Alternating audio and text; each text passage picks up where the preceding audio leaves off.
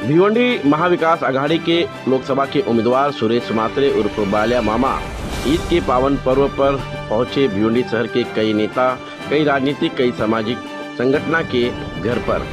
विशेष तौर पर आपको बता दें कि ईद का पावन पर्व है। इस बीच लोग एक दूसरे को सेवइयां खिलाकर अपनी खुशियां मनाते हुए दिखाई दे रहे हैं। तो वहीं पर भिवंडी लोकसभा के महाविकास आघाड़ी के उम्मीदवार सुरेश मात्रे उर्फ बाल्या मामा ने भी भिवंडी शहर के कई नेताओं के घर जाकर उन्हें ईद की शुभकामनाएं दी है। यहाँ तस्वीर में आप देख सकते हैं कि भिवंडी शहर शरद चंद्र पवार गढ़ के राष्ट्रवादी कांग्रेस पार्टी के अध्यक्ष सुहेब गुड्डू, उसके बाद समाजवादी पार्टी के महाराष्ट्र प्रदेश के महासचिव रियाज आजमी के घर पहुंचे, जहां पर एक दूसरे को गले लगाकर ईद की शुभकामनाएं दी। तो वहीं आपको बता दें कि सुरेश मात्रे उर्फ बाल्या मामा से पत्रकारों ने कई प्रश्न पूछे और पत्रकारों के प्रश्न का उत्तर देते हुए सुरेश मात्रे उर्फ बाल्या मामा ने विकास की लड़ाई का हवाला देकर इस तरह की जानकारी देते हुए क्या कहा, आइए सुनते हैं।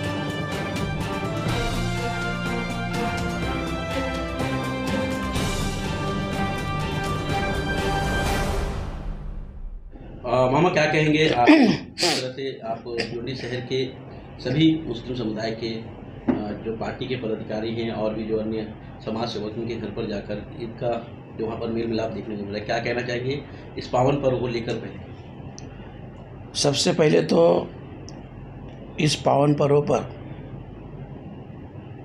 आज हमारे भिवंडी शहर जिलाध्यक्ष शोएब जी गुड्डू साहब और तमाम भिवंडी वासियों को मैं ईद की हार्दिक बधाई देता हूँ। रमज़ान का पवित्र महीना है और इसी पवित्र महीने में रमज़ान ईद आज पूरे भिवंडी में सभी हिंदू मुस्लिम भाई एक दूसरे को गले लगा के ईद की बधाई दे रही है। खास करके हमारी भिवंडी की जो एकता है, ये आज इसी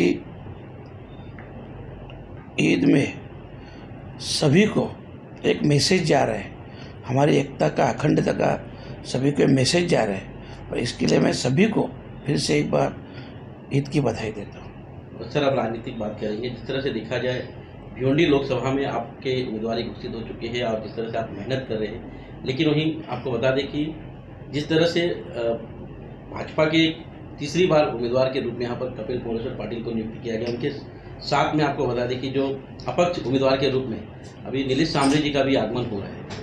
अब ये क्या कहेंगे, कांटे की लड़ाई है, टक्कर की लड़ाई है या फिर नॉर्मली है या फिर किस तरह की आपकी नियोजन है, क्या कहना चाहेंगे? जिस तरह से आपने कहा था कि नीलेश सांबरे को भी आप मनाएंगे, लेकिन बहुजन वंचित आघाड़ी ने उनको समर्थन दिया है। देखो, ऐसा है, जब भी तक अपन फॉर्म नहीं भरते हैं, 26 अप्रैल से लेकर 3 मई तक फॉर्म भरने का जो टाइम मिला है, सबसे पहले तो जब तक कोई फॉर्म नहीं भरता है तो आपको ही मालूम है ये पॉलिटिक्स है या कभी भी कुछ भी हो जाता है। जैसे बीजेपी का भी कैंडिडेट का अनाउंस हुआ है, जो भी होता है ये कभी भी बदल सकता है, क्योंकि ये एक पॉलिटिकल ये रहता है। तो इसके लिए नीलेश सांबरे साहब जब तक फॉर्म नहीं भरते हैं, और दूसरी बात हमारे आज भी कोशिश है, मुझे पूरा विश्वास है कि नीलेश सांबरे ये इलेक्शन नहीं लड़ेंगे, क्योंकि एक्चुअल में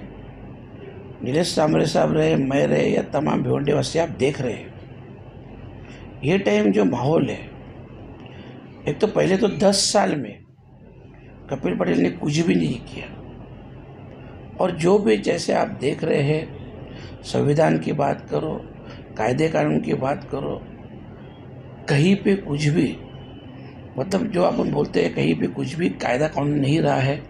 और ऐसी स्थिति में सभी का एक विरोध बीजेपी के खिलाफ है, और ऐसे विरोध में अपन सब एक होना जरूरी है, क्योंकि अगर सब अलग अलग लड़े तो दोबारा वही होने वाला है। देखो, आपने बहुत से ऐसे इलेक्शन देखे होंगे कि जहाँ पे एक इंडिपेंडेंट कैंडिडेट खड़ा रहता है, जिससे वो भी चाहता है कि मैं भी बीजेपी के खिलाफ हूँ, पर असल में उसका रिजल्ट कुछ अलग ही आता है, बीजेपी का कैंडिडेट जीत जाता है।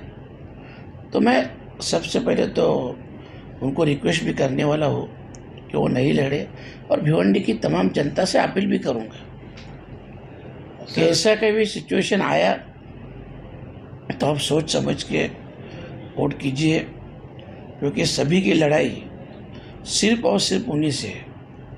कांग्रेसियों की जो नाराजगी थी वो दूर हुई? हाँ, लगभग दूर हुई है। फिर भी जैसे आपने भी दयानंद चौरगे साहब का पूछा, तो ज़रूर उनको भी मैं मिलेगा, मतलब 1-2 दिन में ये सब हल हो जाएगा। नहीं, उनका मानना ऐसा है कि वो अभी भी अड़े हुए हैं। कल के उन्होंने प्रेस कॉन्फ्रेंस में कहा कि वो अपक्ष लड़ सकते हैं। नहीं, ऐसा नहीं होगा।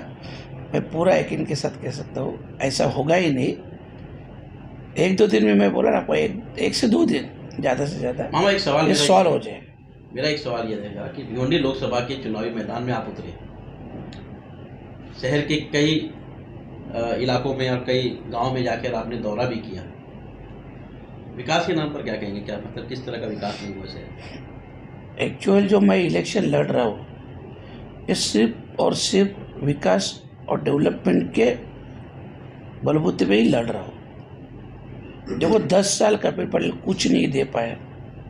जितनी समस्या 10 साल पहले थी, आज भी वही है, और वो इतनी बड़ी हुई है कि जैसे अपन बोलते हैं एक राक्षस रहता है जो अपने को खा जाता है, ऐसी स्थिति हुई है ये भिवंडी की।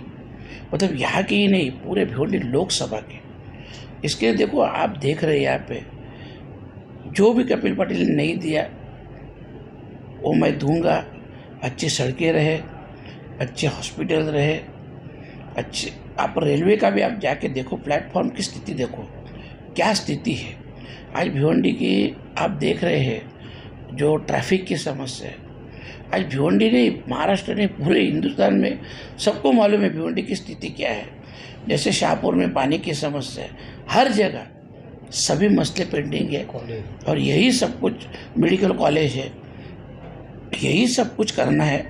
इसके लिए मैं इलेक्शन लड़ रहा हूँ। मामा, जिस तरह से देखा गया कि कांग्रेस के लोग तो खुलकर विरोध करके सामने आए, मीडिया के सामने भी आए, जनता के सामने भी आए, लेकिन महाविकास अघाड़ी में उद्धव ठाकरे गढ़ के जो यहाँ के कार्यकर्ता पदाधिकारी वो आपके साथ में नहीं दिखाई दे रहे। नहीं है, उल्टा वो हमारे से 4 कदम आगे है।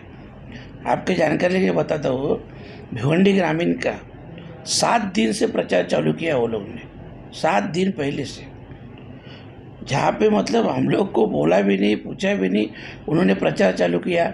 आज आपने शाहपुर में देखा होगा कितनी बड़ी मीटिंग हुई शिवसेना की, और कल राष्ट्रवादी की भी वहाँ पे मीटिंग है।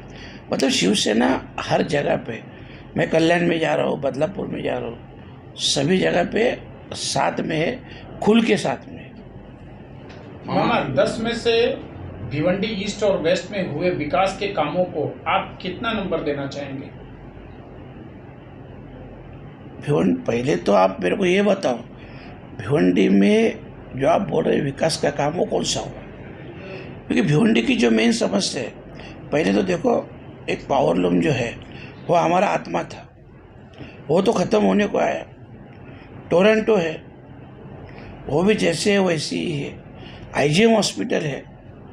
आप भिवंडी की मतलब जो हालात देख रहे हो महानगर पालिका की, कचरे के ढेर लगे रहते हैं, तो डेवलपमेंट आप किसको बोलते हैं? वो तो बताओ। 10 में से कितना मार्क्स आप देना चाहेंगे? बिल्कुल ही नहीं देंगे, कुछ हुआ ही नहीं तो कौन सा मार्क्स देंगे? मामा, सबसे ज़्यादा जो यहाँ का प्रॉब्लम है भिवंडी वासियों को, खास तौर से बता रहे हो, वो पावर से जूझे हुए लोग हैं। टोरेंट का मसला, टोरेंट के मामले को आप किस तरह से हल करेंगे? देखो, टोरंटो के मामले में तो मेरा एकदम साफ ही इरादा है, टोरंटो अपने को रखना ही नहीं है, कुछ भी हो जाए। और कभी भी देखो, ध्यान में रखो, ऑप्शन नहीं है कि अपने पास है ना, MSCP है, टाटा की पावर है, तो ये भी अपन ला सकते हैं ना। और दूसरी बात देखो, लोकशाही है, आप भी जानते हैं, अगर 100 में से 95% लोग या 96-97% लोग ये चाह रहे हैं कि ये टोरंटो हमको नहीं चाहिए, तो क्यों ज़बरदस्ती लाद रहे हो? आपने टोरंटो का बिल देखा होगा। अच्छा, MSCP में कभी आपने इतने केसेस हुए देखे, पुलिस केसेस? आप कोर्ट में जाओ, अगर कोर्ट में कोई कंज्यूमर के ऊपर केस हो जाता है तो कोर्ट के जज खुद बोलते हैं कि पहले वो बिल भरो, फिर बाद में हम आपको जमानत देंगे। मतलब ये जो चल रहा है ना, ये 100% गलत चल रहा है। इसके टोरंटो के बारे में तो मैं एकदम ही साफ कहता हूँ, और ये पॉलिटिकल नहीं बोल रहा हूँ मैं। मुझे एक बार मौका मिलने दो, 5 साल के बाद टोरंटो आपको नहीं दिखेगी। हम आप गोडाउन्स को लेकर बात करेंगे। जिस तरह से देखा जा रहा है कि शहर के जो यहाँ के मजदूर तबके के लोग हैं, कहीं ना कहीं पावर लूम पर एक बड़ा असर देखने को मिला है। महंगाई की भी, साथ ही साथ यहाँ पर पावर लूम जो है भिवंडी शहर की जान कहलाती थी, धड़कन कहलाती थी, वो पूरी तरह से बंद हो गई। इस पर आपकी क्या नीतियाँ तैयार की गई? देखो, अभी जो पावर लूम बंद हुए वो तो आपको मालूम है, उसके जो भी प्रॉब्लम है, सब्सिडी का रहे, पावर का रहे, जो भी मसला है, यहाँ के जो भी पॉलिटिशियन है उन्होंने कभी ये देखा ही नहीं, उसमें गए ही नहीं। बीच में मुझे लगता है 2-4 साल पहले जो केंद्रीय मंत्री है स्मृति ईरानी जी, वो भी भिवंडी में आए थे। उन्होंने बहुत कुछ जबान दिया, मैं ये करूँगी वो करूँगी, पर कुछ भी नहीं किया। तो देखो, मुझे मैं जो अभी भिवंडी की जो हालात देख रहा हूँ, तो एक तो अच्छी बात हुई कि कम से कम भिवंडी ग्रामीण में जो वेयरहाउस के गोडाउन के डेवलपमेंट हुई। आज आपने देखा होगा जब लूम बंद हुए तो कम से कम 30-40% भिवंडी खाली हुई थी, पर आज फिर से अपने भिवंडी में जान आई है। इसका कारण वो है कि वो वेयरहाउस की डेवलपमेंट। आप पूरे भिवंडी से आप जाके देखो, हजारों हमारी माँ बहनें रहे, हमारे भाई रहे, आज वहाँ पे काम कर रहे। जैसे मैं खुद बोल रहा हूँ कि मैंने जो डेवलपमेंट किया है, कभी आप आके देखो। आज हमारे प्रोजेक्ट में मिनिमम 90,000 से लेकर 1 लाख तक लोग काम कर रहे हैं। तो ये डेवलपमेंट है। देखो, डेवलपमेंट जब तक आप एम्प्लॉयमेंट नहीं बनाते हैं तो डेवलपमेंट कैसे बनेगी? रोजगार तो मिलना चाहिए। तो ये जो अभी भिवंडी की स्थिति है, हालात है, आप सब देख रहे हैं।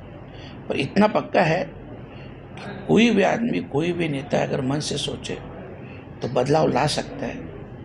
सिर्फ तुम्हारे मन में ही चाहिए बात। लास्ट सवाल है, जिस तरह से इस चुनावी मैदान में ये 3 उम्मीदवार जिस तरह से पूरा डिक्लेयर हो चुका है, आपकी सीधी लड़ाई किससे रहेगी? कपिल पाटिल। मामा, एक आखिरी सवाल, एज ए खासदार बालिया मामा की सबसे पहली प्राथमिकता वो क्या होगी जिस पर वो काम करेंगे?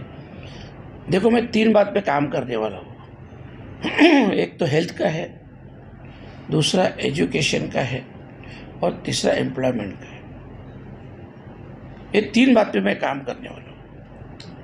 ये 3 बात भिवंडी लोकसभा के सभी लोगों को उनका हक भी है और वो मिलेगा।